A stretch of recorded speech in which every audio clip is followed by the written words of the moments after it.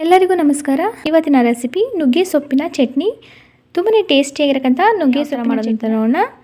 ಒಂದು ಪ್ಯಾನ್ಗೆ 1-2 table spoon ಆಗೋಷ್ಟು ಎಣ್ಣೆ, ಅದು ಎಣ್ಣೆ ಚೆನ್ನಾಗಿ ಕಾದ ನಂತರ 1 ಟೇಬಲ್ ಸ್ಪೂನ್ ಅಷ್ಟು ಜೀರಿಗೆ, ಹಾಗೆ 1.5 ಟೇಬಲ್ ಸ್ಪೂನ್ ಆಗೋಷ್ಟು ಕಡಲೆಬೇಳೆನ ಹಾಕ್ಕೊಂಡು ಸ್ವಲ್ಪ ಕಡಲೆಬೇಳೆ ಸ್ವಲ್ಪ ಕಲರ್ ಚೇಂಜ್ ಆಗೋವರೆಗೂ ಸ್ವಲ್ಪ ಚೆನ್ನಾಗಿ ಹುರ್ಕೊಳ್ಳೋಣ.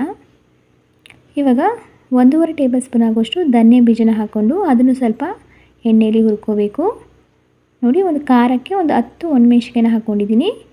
ಅದನ್ನು ಸಹ ನಾವು ಚೆನ್ನಾಗಿ ಒಂದು 2 ನಿಮಿಷಗಳ ಕಾಲ ಚೆನ್ನಾಗಿ ಫ್ರೈ ಮಾಡ್ಕೊಳ್ಳೋಣ. ಇವಾಗ ಚೆನ್ನಾಗಿ ಫ್ರೈ ಮಾಡ್ಕೊಂಡಾಗಿದೆ. ಈಗ ಸೈಡಿಗೆ ನಾವು ಒಂದು ಪ್ಲೇಟಿಗೆ ಹಾಕ್ಕೊಂಡಿದ್ದೀನಿ.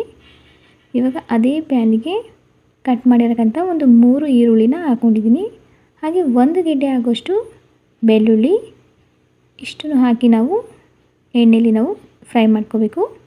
ನೋಡಿ, ಕಲರ್ ಕೂಡ ಸ್ವಲ್ಪ ಚೇಂಜ್ ಆಗಿದೆ. ಇವಾಗ ನಾವು ಕಟ್ ಮಾಡಿರೋಕ್ಕಂಥ ಒಂದು 2 ಟೊಮೊಟೊ ಹಣ್ಣನ್ನು ನಾನು ಇದಕ್ಕೆ ಸೇರಿಸ್ತಾ ಇದ್ದೀನಿ. ಇದನ್ನು ಸಹ ನಾವು ಚೆನ್ನಾಗಿ ಫ್ರೈ ಮಾಡ್ಕೋಬೇಕು. ಇವಾಗ ನೋಡಿ ಚೆನ್ನಾಗಿ ಫ್ರೈ ಆಗಿದೆ. ಇವಾಗ ಕೊನೆಗೆ ನಾನು ಒಂದು ಅರ್ಧ ನಿಂಬೆಹಣ್ಣು ಗಾತ್ರದಷ್ಟು ಹುಣಸೆ ಹಣ್ಣನ್ನು ಸೇರಿಸ್ತಾ ಇದ್ದೀನಿ. ಇವಾಗ ಗ್ಯಾಸ್ನ ಆಫ್ ಮಾಡಿ ಇದನ್ನು ಒಂದು ಸಪ್ರೇಟ್ ಪ್ಲೇಟಿಗೆ ಹಾಕೊಳ್ಳೋಣ. ಇವಾಗ ಹಾಕ್ಕೊಂಡಾಗಿದೆ.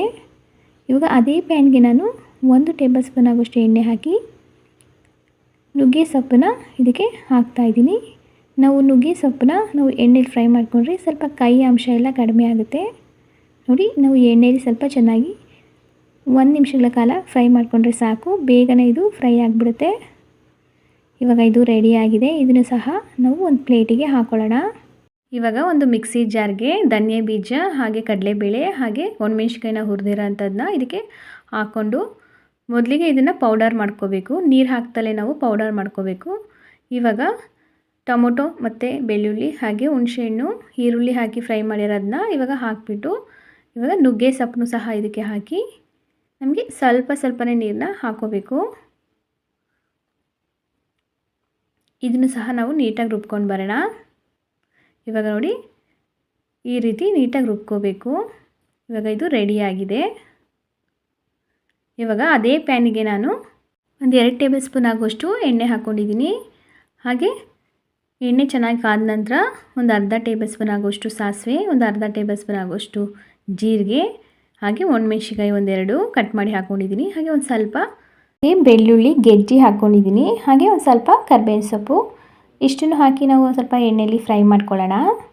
ಇವಾಗ ಸ್ವಲ್ಪ ಫ್ರೈ ಆದಮೇಲೆ ನೋಡಿ, ರುಬ್ಬಿರೋಕ್ಕಂಥ ಮಸಾಲೆನ ಹಾಕ್ಕೊಂಡಿದ್ದೀನಿ. ನಾವು ಮಸಾಲೆ ಹಾಕಿದ ತಕ್ಷಣ ಇದು ತಳ ಹಿಡಿದ್ಬಿಡುತ್ತೆ. ಒಂದ್ಸಲ ಬೇಗ ಇದನ್ನು ಈ ಥರ ನೀಟಾಗಿ ಈ ಥರ ತಿರ್ಸ್ಕೊಳ್ಳಿ. ಇದು ತಿರ್ಸ್ಕೊಂಡ ನಂತರ ಇದಕ್ಕೆ ಇನ್ನೂ ಒಂದು ಸ್ವಲ್ಪ ಮಸಾಲೆ ಉಳಿದಿದೆ, ಅದನ್ನು ಸಹ ಇದಕ್ಕೆ ಸೇರಿಸ್ತಾ ಇದ್ದೀನಿ. ಇವಾಗ ರುಚಿಗೆ ತಕ್ಕಷ್ಟು ಸ್ವಲ್ಪ ಉಪ್ಪನ್ನು ಹಾಕ್ಕೊಂಡು ನಿಮಗೆ ಎಷ್ಟು ಬೇಕೋ ಅಷ್ಟು ನೋಡಿಬಿಟ್ಟು ಉಪ್ಪು ಖಾರ ಎಲ್ಲ ನೋಡಿ ಚೆಕ್ ಮಾಡ್ಕೊಳ್ಳಿ. ಖಾರ ಬೇಕಿದ್ದರೆ ನೀವು ಇದಕ್ಕೆ ಖಾರ ಪುಡಿನೂ ಸಹ ಇದಕ್ಕೆ ಸೇರಿಸ್ಬೋದು. ಇವಾಗ ಇದು ಒಂದು 5 ನಿಮಿಷಗಳ ನೋಡಿ ಚೆನ್ನಾಗಿದು ಬೆಂದು ರೆಡಿಯಾಗಿದೆ ಚಟ್ನಿ. ನೋಡಿ, ಎಣ್ಣೆ ಎಲ್ಲ ನೀಟಾಗಿ ಬಿಟ್ಟಿದೆ. ಇಷ್ಟು ರೆಡಿ ಆದರೆ ಸಾಕು. ಈಗ ಚಟ್ನಿ ನೀಟಾಗಿ ಚೆನ್ನಾಗಿ ಬೆಂದು ರೆಡಿಯಾಗಿದೆ. ಹಾಗೆ ಇದು ಅನ್ನ, ಚಪಾತಿ, ರೊಟ್ಟಿಗೆಲ್ಲ ತುಂಬಾ ಒಳ್ಳೆ ಕಾಂಬಿನೇಷನ್ ಅಂತ ಹೇಳ್ಬೋದು, ನುಗ್ಗೆ ಸೊಪ್ಪಿನ ಚಟ್ನಿ. ಈ ರೆಸಿಪಿ ನಿಮಗೆ ಇಷ್ಟ ಆಗಿದರೆ ನನ್ನ ಚಾನಲ್ನ ಸಬ್ಸ್ಕ್ರೈಬ್ ಮಾಡ್ಕೊಂಡಿಲ್ಲ ಅಂದರೆ ಮೊದಲಿಗೆ ನನ್ನ ಚಾನಲ್ನ ಸಬ್ಸ್ಕ್ರೈಬ್ ಮಾಡ್ಕೊಳ್ಳಿ. ಹಾಗೆ ಪಕ್ಕದಲ್ಲಿ ಕಾಣ್ತಿರುವ ಬೆಲ್ ಐಕನ್ನ ಪ್ರೆಸ್ ಮಾಡಿ, ಹಾಗೆ ಲೈಕ್ ಮಾಡಿ, ಹಾಗೆ ಶೇರ್ ಮಾಡಿ.